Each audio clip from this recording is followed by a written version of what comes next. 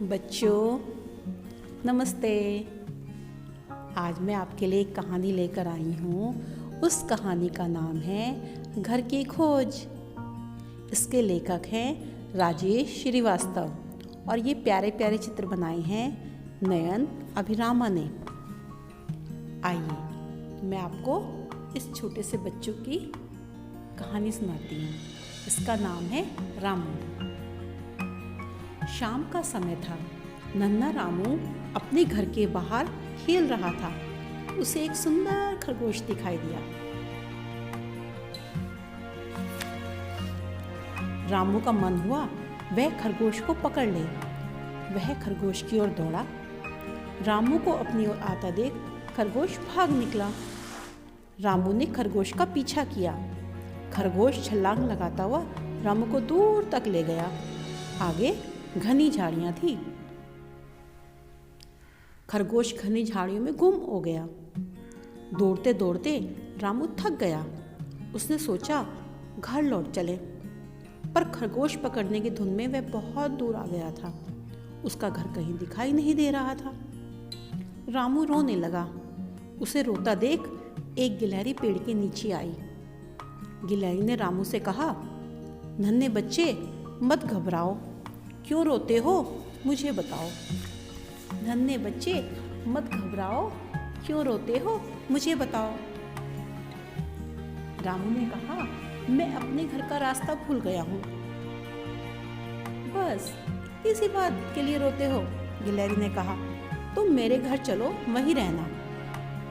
रामू ने गिलहरी से पूछा, तुम्हारा घर कहाँ है? गिलहरी ने पेड़ की ओर इशारा किया और कहा, वो रहा मेरा घर। मेरे साथ पेड़ पर चिड़िया और बंदर भी रहते हैं। हम सब तुम्हें खाने के लिए मीठे मीठे फल देंगे। पर मुझे तो पेड़ पर चढ़ना ही नहीं आता। मैं पेड़ पर नहीं रह सकता, रामू ने कहा और वहां से चला गया। अब पहुंचा एक तालाब के पास। तालाब के पानी में मछलियां तैर रही थी।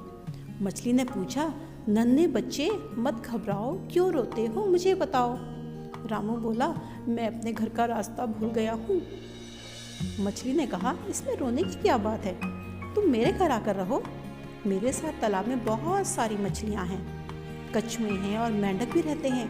तुम भी हमारे साथ तालाब में रहना। रामू ने कहा, पर मुझे तो तैरना नहीं आता, मैं तो पानी में डूब जाऊंगा, मैं यहाँ नहीं रह सकता। मछली तैरती हुई वापस चली गई। रामू रोता हुआ आगे चल पड़ा। रास्ते में एक चूहा अपने बिल के बाहर बैठा था। उसने रामू से पूछा, नन्हे बच्चे मत घबराओ, क्यों रोते हो मुझे बताओ।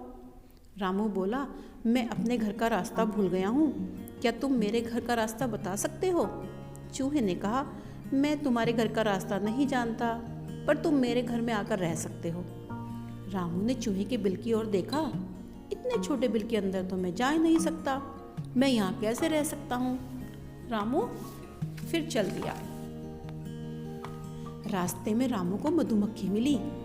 उसने भी रामू से पूछा, नन्हे बच्चे मत घबराओ, क्यों रोते हो मुझे बताओ। रामू ने कहा, मैं अपने घर का रास्ता भूल गया हूँ। मधुमक्खी ने कहा, आओ मैं तुम्हें अपने घर ले चलूँ। मेरे छत्ते में बहुत शहद है, मैं तुम्हें मीठा मीठा शहद दूंगी। रामू ने कहा, मैं छत्ते में नहीं रह सकता, मैं अपने घर जाना चाहता हूँ। मधुमक्खी छत्ते की ओर उड़ गई। रामू आगे चल दिया। अंधेरा हो चला था। तभी रामू को एक बैलगाड़ी आती दिखाई दी। रामू ने देखा उसके पड़ोसी करीम चाचा शहर से लौट रहे हैं। करीम चाचा, करीम चाचा, करीम चाचा, रामू चिल्लाया। करीम चाचा ने बैलगाड़ी रोक दी और पूछा, तुम यहाँ क्या कर रहे हो रामू बेटा। मैं घर का रास्ता भूल गया हूँ करीम चाचा, रामू ने कहा। करीम चाचा ने कहा, अच्छा गाड़ी पर बैठ जाओ, मैं तुम्हें तुम्हारे घर छोड़ दूंगा। रामू खुश होकर करीम चाचा की बैलगाड़ी पर बैठ गया। वह करीम चाचा के साथ अपने घर जा रहा था। तो बच्चों, समझ आया आपको? हर प्राणी को घर की आवश्यकता होती है। घर एक ऐसी जगह है जहाँ हमें वर्षा, धूप, सर्दी आदि से बचाव मिलता है। इसी कारण मनुष्य ही नहीं बल्कि जानवर और पशु पक्षी भी अपनी अपनी ज़रूरत के अनुसार अपना घर बनाते हैं। तो देखा आपने बच्चों, सबका अपना अपना घर है। तो बच्चों, कैसी लगी ये कहानी? फिर मिलूंगी, तब तक के लिए बाय बाय। बच्चों, सोचो और बताओ, शेर कहाँ रहता है? जंगल के दूसरे जानवर कहाँ रहते हैं? हम पानी में क्यों नहीं रह सकते? सोचो, हमारा घर ना होता तो क्या होता? अपने घर में हम कैसा महसूस करते हैं?